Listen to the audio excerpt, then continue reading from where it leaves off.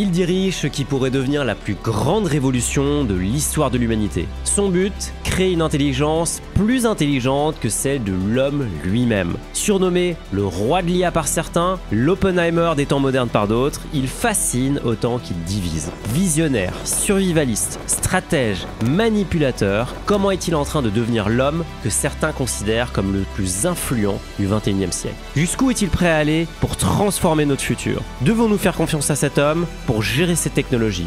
Why should we trust you? You shouldn't. Laissez-moi vous conter l'histoire de Sam Altman. Nous sommes le 22 avril 1985 quand Sam Altman naît à Chicago. Il passe son enfance dans la banlieue de Saint-Louis au sein d'une famille aisée. Sa mère est dermatologue, son père agent immobilier. Ils offrent une enfance stable mais pas pour autant ordinaire à Sam. En tant qu'aîné de 4 enfants, très tôt, Sam montre des signes que personne ne peut ignorer. Il n'a que 8 ans et se passionne déjà pour la technologie. Le jour de Noël, sous le sapin, il trouve son premier Apple Macintosh. Il l'allume, découvre ses fonctionnalités mais ça ne lui suffit pas. Il démonte la machine, vis après vis, l'explore, composant par composant, et la remonte et recommence. Il apprend à coder en autodidacte comme si c'était naturel. Ce n'est pas un hobby pour lui, c'est une obsession. Mais Sam n'est pas seulement intelligent. À la maison, il est également autoritaire avec ses frères et sœurs. Dès son plus jeune âge, il joue le rôle d'un troisième parent, établissant des règles strictes et veillant à ce qu'elles soient respectées. Des années plus tard, lorsque son père décède, Sam a 33 ans. Pendant les funérailles, il décide combien de minutes chaque membre de la famille peut parler. Une anecdote marquante qui montre que même dans les moments de deuil, Sam veut commander. À l'école, c'est encore autre chose. Ses professeurs le décrivent comme le plus intelligent et le plus charismatique de la classe. Une combinaison rare. Là où certains brillent en silence, Sam attire tous les regards. Mais une chose est sûre, Saint-Louis est trop petit pour Sam. À 18 ans, il quitte le cocon familial afin de rejoindre l'endroit où il peut enfin se mesurer au meilleur, l'université de Stanford, classée 2e au monde. Elle est située en plein cœur de la Silicon Valley, le berceau de la tech. 2003. Le soleil brille sur le campus de Stanford. Ici, les bâtiments modernes côtoient les pelouses impeccables. Les étudiants, les ordinateurs portables sous le bras, discutent d'idées qui pourraient changer le monde. Sam Altman, lui, arrive avec une ambition claire sur le campus, prendre part à cette révolution. Il étudie l'informatique et rencontre en même temps d'autres esprits brillants comme lui. Parmi eux, un certain Evan Spiegel qui cofondera Snapchat. Il rencontre également Kevin Systrom, le futur créateur d'Instagram. Et pourtant, quelque chose ne colle pas. Peu de temps après son arrivée, il sent déjà qu'il s'ennuie. Les cours sont intéressants, mais pas assez stimulants. Il passe un été à travailler comme stagiaire dans la prestigieuse banque Goldman Sachs. Tout semble parfait sur le papier, mais il s'ennuie encore plus. En réalité, Sam est passionné par un projet sur lequel il travaille avec 2 amis, Looped, une application pour suivre la localisation de ses amis en temps réel. En 2005, soit 1 an après son entrée à Stanford, Sam prend une décision difficile, il quitte Stanford. Il est alors âgé de seulement 19 ans. Beaucoup auraient hésité, mais pas lui. Pour Sam, le plus grand risque, c'est de ne pas en prendre. Nous sommes en 2005. Sam vient de quitter Stanford. Les téléphones mobiles commencent à intégrer des puces GPS et Sam veut surfer sur cette innovation. Avec 2 amis, il a donc lancé Looped, une application qui permet de voir où se trouvent ses amis en temps réel. À l'époque, c'est tout simplement inédit. Mais Looped reste une petite start-up avec des moyens réduits, un produit un peu bancal et peu d'utilisateurs. À ce moment-là, Sam va faire une rencontre qui va changer sa vie à jamais. Paul Graham, le cofondateur de Y Combinator, un nouvel incubateur. Et il faut le savoir, Sam a un don rare. Il sait repérer ceux qui détiennent le pouvoir afin de lui ouvrir les portes. Et surtout, comment les charmer. Dès leur premier échange, Paul Graham est très impressionné. Il dira: 3 minutes après l'avoir rencontré, j'ai pensé, c'est à ce que Bill Gates devait ressembler lorsqu'il avait 19 ans. Paul Graham décide d'intégrer l'entreprise Looped de Sam Altman dans la toute première promo de Y Combinator, le futur meilleur incubateur du monde. Cette promotion, elle est légendaire. Sur cette photo emblématique, on retrouve Paul Graham et Jessica Livingston, sa femme, qui sont les cofondateurs de Y Combinator, mais également Justin Kan et Emmett Shear, qui ont fondé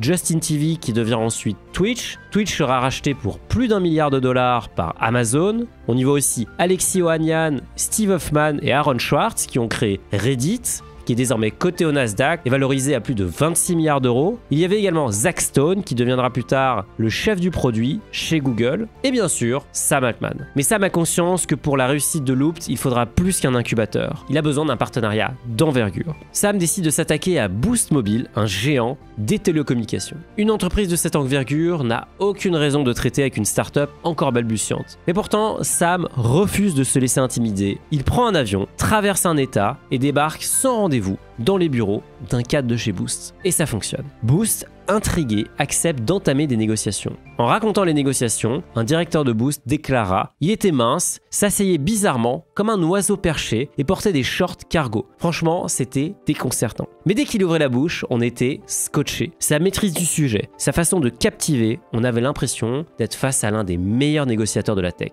Grâce à sa ténacité et à son talent, Sam décroche l'accord avec Boost. Ce partenariat donne de la visibilité à Loopt, mais cela ne suffit pas. Le produit arrive tout simplement trop tôt. En 2011, après 6 ans d'efforts, Sam arrive tout de même à vendre l'entreprise pour 43 millions de dollars et empoche au passage 5 millions pour lui-même. La plupart des gens auraient été satisfaits, mais à l'échelle de la Silicon Valley, Loopt est en quelque sorte un échec. L'entreprise n'a pas changé le monde, mais elle aura changé Sam. Il en sort avec quelques leçons clés: audace, persévérance et l'art de la négociation. Et surtout, avec le réseau pour viser bien plus grand. Après la vente de Loopt, Sam décide de faire une pause. Il a besoin de souffler et décide de voyager, de prendre son temps et de s'offrir un petit plaisir. Passionné par les voitures, il s'en achète une qui le fait rêver depuis des années, une McLaren F1. Mais cette pause ne dure pas. Sam n'est pas du genre à rester inactif. Très vite, il commence à s'ennuyer. Il prend alors une décision qui va marquer un tournant dans sa carrière. Il retourne voir Paul Graham, le cofondateur de Y Combinator, et lui dit « Je veux revenir à YC, mais pas en tant qu'incubé ».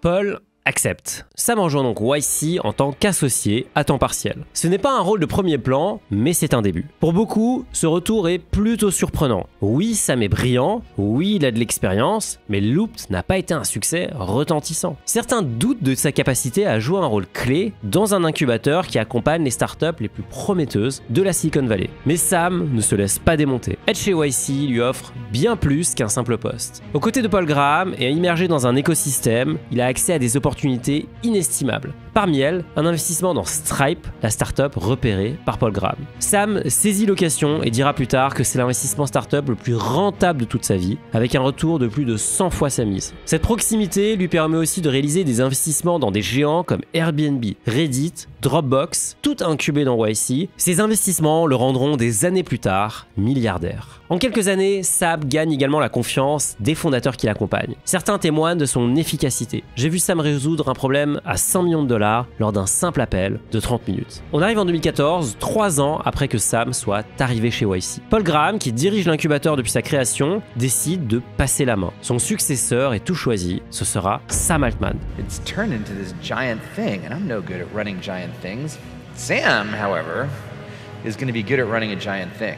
Pour la Silicon Valley, c'est un événement. YC est déjà le plus grand incubateur du monde et le symbole même de l'innovation. Sous la direction de Paul Graham, YC a lancé des géants comme Airbnb, Stripe, Reddit ou encore Dropbox. Et ce n'est pas tout. Plus tard, YC accueillera également Coinbase, mais aussi Finari. Et oui, en 2021, avec mon associé Julien, nous avons intégré YC afin de lancer Finari. Le but, aider les Français à mieux gérer leur patrimoine. Sur Finari, on vous aide à faire le point sur vos finances afin de vous aider à atteindre vos objectifs financiers. Vous pourrez suivre tous vos investissements au même endroit, optimiser vos frais, avoir des outils de gestion de votre budget ou encore un simulateur de liberté financière à votre disposition. Vous pouvez tester Finari gratuitement, le lien est dans la description. Vous l'aurez compris, YC ce n'est pas rien et Sam hérite donc d'une immense responsabilité. Prendre les rênes d'une institution. À seulement 28 ans, il est encore jeune. Mais à ce stade, rien ne prouve qu'il peut gérer une organisation de cette ampleur. Pourtant, Sam dépasse toutes les attentes.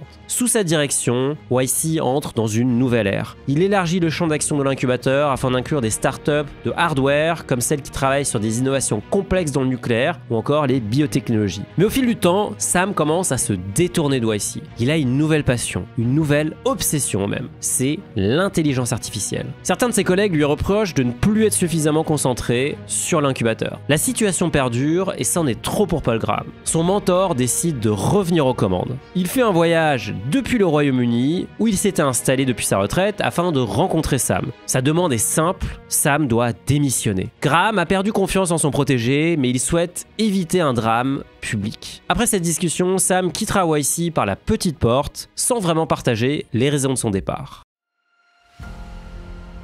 Mais revenons un peu en arrière, avant son départ de YC. Nous sommes en 2015 dans l'élégant hôtel Rosewood de Menlo Park. Une poignée d'esprits brillants se retrouve autour d'un dîner. Parmi eux, Elon Musk, inquiet des avancées de Google en matière d'intelligence artificielle, Sam Altman, alors président de Y Combinator, Ilya Sutskever, chercheur de renom en intelligence artificielle chez Google, et enfin Greg Brockman, un ancien de chez Stripe. La conversation est animée. Elon, obsédé par l'idée qu'une IA incontrôlée puisse causer des catastrophes, propose un projet ambitieux, créer une IA qui serait bénéfique pour l'humanité. Ce sera en quelque sorte une alternative ouverte et transparente à Google qui domine alors le secteur et emploie 70% des ingénieurs qui travaillent sur l'IA. C'est au cours de ce dîner que Elon promet un financement de $1 milliard et propose même un nom, OpenAI. La mission d'OpenAI est claire, développer une intelligence artificielle générale, ou AGI, capable de penser, résoudre des problèmes variés et même de s'améliorer toute seule. Mais la philosophie est radicalement différente de Google, la découverte doit être partagée afin que tout le monde puisse profiter de l'IA. Tous les participants du dîner sont partants. Avec ses compétences en IA, Ilya devient le cerveau scientifique du projet. Greg Brockman apporte lui son expérience opérationnelle, Elon évidemment l'argent, et enfin Sam devient le chef d'orchestre qui donnera une vision et une structure au projet. 2017 marquera un tournant. Cette année-là, des chercheurs de Google publient un article révolutionnaire s'intitulant « Attention is all you need ». Cet article introduit le concept des Transformers. Les Transformers, c'est une nouvelle technologie qui transforme la manière dont les ordinateurs comprennent et génèrent du texte. OpenAI s'appuie massivement sur ces travaux afin de développer ces fameux modèles GPT, qui deviendront plus tard la base de ChatGPT. Dès ses débuts, OpenAI rencontre des défis. Elon, principal financeur, veut en prendre le contrôle et propose dès 2017 de placer l'organisation au sein de Tesla. Cela divise l'équipe. Sam, jusqu'à là en retrait, se révèle alors un négociateur redoutable. Il joue habilement des rapports de force et parvient à écarter Elon afin de prendre le pouvoir. Comme le dit son mentor Paul Graham, vous pourriez le parachuter sur une île peuplée de cannibales et si vous reveniez 5 ans plus tard, il en serait le roi. Dès lors, Sam devient le visage d'OpenAI. Mais vous allez voir que maintenir la vision initiale tout en restant compétitif s'avère très difficile. Nous sommes maintenant en 2019, 4 ans après la création d'OpenAI. L'entreprise a déjà fait des avancées significatives avec GPT-1 et GPT-2, des modèles impressionnants capables de générer du texte cohérent. Mais ces technologies, encore inaccessibles au grand public, restent expérimentales. Malgré ces progrès, OpenAI se retrouve à un carrefour. L'entreprise cherche à développer des modèles IA de plus en plus puissants jusqu'à arriver à son but ultime, créer une intelligence artificielle générale, AGI. Le problème, c'est que les finances ne suivent plus. Les modèles développés par OpenAI demandent une puissance de calcul colossale et son statut d'entreprise à but non lucratif freine ses ambitions. Sam Altman sait qu'il doit agir. Il transforme la structure de l'organisation. Désormais, une entité lucrative opère sous l'égide de l'entité originale à but non lucratif. Cela lui permet d'attirer des investisseurs, mais plafonne les rendements de ces derniers. Ce modèle controversé soulève énormément de critiques. Mais pour Sam, c'est un mal nécessaire. Peu après, il parvient à décrocher un accord monumental avec Microsoft en levant $1 milliard. En 2022, après des années de travail, l'équipe dévoile ChatGPT basé sur GPT 3.5, un outil révolutionnaire capable de comprendre et de produire du texte. Dès le lancement, l'engouement est phénoménal. Plus d'1 million d'utilisateurs rejoignent l'application en seulement 5 jours. C'est à ce jour encore le plus gros démarrage de l'histoire de l'humanité pour un produit. Vous en avez très certainement entendu parler. Ce robot conversationnel issu d'une intelligence artificielle. ChatGPT. ChatGPT. ChatGPT. Les anecdotes sur son impact commencent à circuler, comme celle d'un dîner chez Bill Gates. Sam lui présente ChatGPT, mais Gates est sceptique. Il le défie. « Je croirai à ton truc quand il pourra réussir un test de biologie moléculaire. » Sam accepte le défi et quelques mois plus tard, il revient avec les résultats. ChatGPT a passé le test avec 59 bonnes réponses sur les 60 questions. Gates, ébahi, dit que c'est la démonstration la plus stupéfiante qu'il ait jamais vue de sa vie. ChatGPT devient alors incontournable. Il rédige des emails, code, traduit, éduque. Mais les critiques se font également de plus en plus vocales. Certains chercheurs redoutent des dérives. Et si l'AGI devenait plus intelligente que nous? Malgré ses craintes, Sam garde le cap. Pour lui, l'objectif ultime reste clair, bâtir une AGI qui transformera la société. Mais cette quête s'accompagne de tensions croissantes. Entre conflits internes et critiques externes, l'organisation commence à se fracturer. Automne 2023, Sam Altman est au sommet. OpenAI est valorisé à 86 milliards de dollars et domine l'industrie de l'IA. ChatGPT, de son côté, continue de révolutionner secteur après secteur. Sacré CEO de l'année par le prestigieux Time Magazine, Sam sillonne le globe afin de parler de l'avenir de l'IA avec des leaders du monde entier. Sa domination semble assurée. Bien qu'il occupe le trône, il existe en réalité un conseil d'administration puissant et mystérieux qui gouverne OpenAI. Ce conseil a notamment le pouvoir de licencier le CEO et même de dissoudre toute l'entreprise s'il le juge nécessaire. Et justement, l'ascension fulgurante d'OpenAI inquiète. Le conseil d'administration chargé de veiller à la mission initiale d'OpenAI, garantir que l'IA bénéficie à l'humanité, commence à fortement douter. Sous la direction de Sam, OpenAI s'est rapproché des pratiques commerciales classiques d'une entreprise, comme le partenariat lucratif avec Microsoft, ce que certains perçoivent comme une trahison des idéaux de départ. En coulisses, la tension monte. Sam, décrit comme charismatique mais manipulateur, tente de préserver sa position.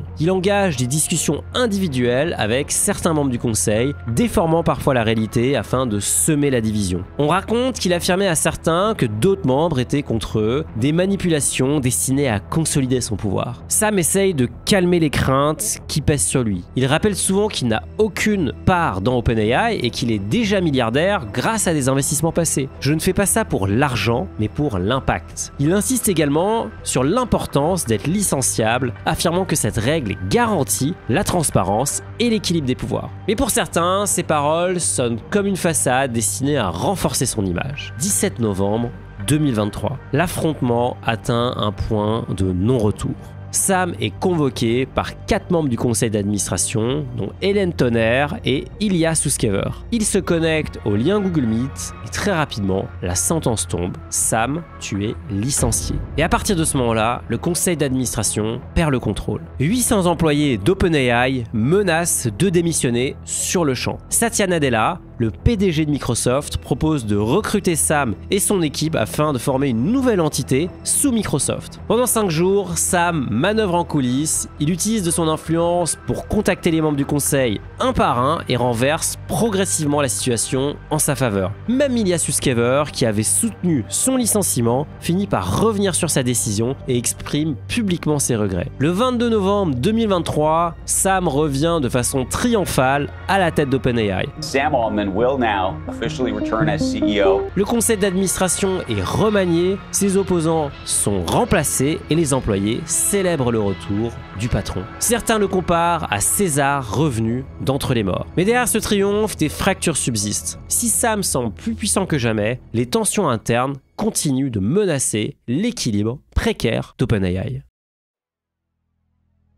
2024. Sam Altman se retrouve de nouveau à un carrefour entre triomphe et tension. OpenAI, désormais valorisé à 157 milliards de dollars, survole tous les concurrents. En 2023, l'entreprise a enregistré un chiffre d'affaires record de 1,6 milliard, surpassant largement ses prévisions fixées à seulement 200 millions de dollars. Elle poursuit son ascension fulgurante portée par ses modèles d'IA à la pointe. Grâce à sa levée de 6,6 milliards de dollars, la plus grosse de l'histoire des startups, elle s'est fixé un nouvel objectif, atteindre 1 milliard d'utilisateurs d'ici 2025 et construire une infrastructure permettant de soutenir les modèles d'IA de demain. Ces avancées couronnent un long parcours. Depuis GPT-1 en 2018, chaque itération jusqu'à GPT-4 en 2023 a repoussé les limites de l'IA et de sa technologie. En mai 2024, OpenAI atteint un nouveau sommet avec le lancement de GPT 4.0. Ce modèle, Omni, donne l'impression de parler à un véritable humain. Il peut écouter, comprendre et répondre avec une fluidité déconcertante. Imaginez discuter avec une IA capable de traduire une conversation en direct, de transcrire des réunions complexes ou même d'interagir de façon naturelle et ce dans plusieurs langues. Do I look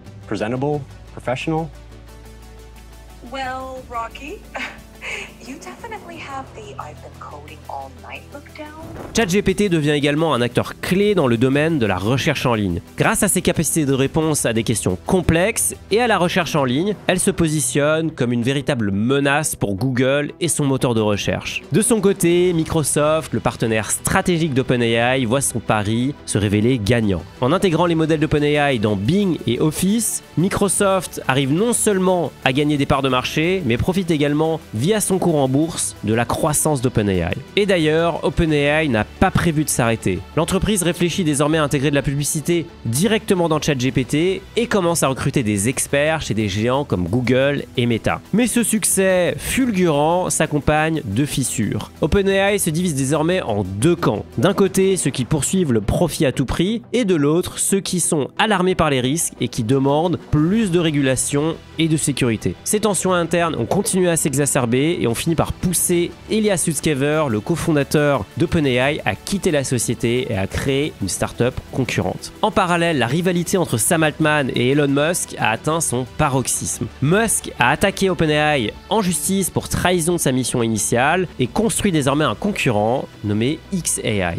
Depuis la victoire de Donald Trump à la présidentielle américaine, la situation a pris une nouvelle tournure. Grâce à sa position de confident du futur président, Musk voit son influence se renforcer. Cette alliance amplifie la menace pour OpenAI et pour Sam Altman. Il se retrouve face à un adversaire bénéficiant non seulement d'une fortune colossale, mais également d'un accès direct aux cercles les plus intimes du pouvoir. Pourtant, rien n'arrête Sam. Avec ses propres deniers, il investit dans le futur, 375 millions de dollars dans Hélion pour la fusion nucléaire, 180 millions de dollars dans Retro Bioscience pour repousser les limites de la biologie humaine et des millions dans Rain AI afin de concurrencer Nvidia dans les puces. Derrière cette ambition se cache un homme prévoyant. Sam est un survivaliste convaincu et confiait dès 2016 « J'ai des armes à feu, de l'or, de l'iodure de potassium, des antibiotiques, des piles, de l'eau, des masques à gaz et une grande parcelle de terre à Big Shore où je peux m'enfuir ». Sam Altman est au sommet, mais son équilibre est précaire. Entre ambition démesurée et fracture interne, l'avenir d'OpenAI et de son leader reste plus que jamais incertain. Sam Altman, reconnu dans la Silicon Valley comme un génie mais aussi un manipulateur, a aujourd'hui la main sur une technologie capable de redéfinir l'humanité. Mais doit-on lui faire confiance afin d'en être le gardien? Lui-même en doute. Lors de son audition au Sénat américain, il a mis en garde contre les dangers de l'IA, désinformation, cyberattaque et la possibilité qu'une puissance étrangère en prenne le contrôle. Et si l'IA nous dépassait? Une machine capable d'apprendre seule un jour pourrait devenir si intelligente qu'elle nous regarderait, nous, comme nous regardons les animaux. Nous sommes véritablement à l'aube d'une révolution qui en amènera elle-même d'autres. Voilà, j'espère que cette vidéo vous a plu. Si vous voulez rester dans l'univers fascinant de la tech et de la Silicon Valley, je vous recommande ma vidéo sur l'histoire de l'ancien ami et meilleur rival de Sam Altman, j'ai nommé Elon Musk.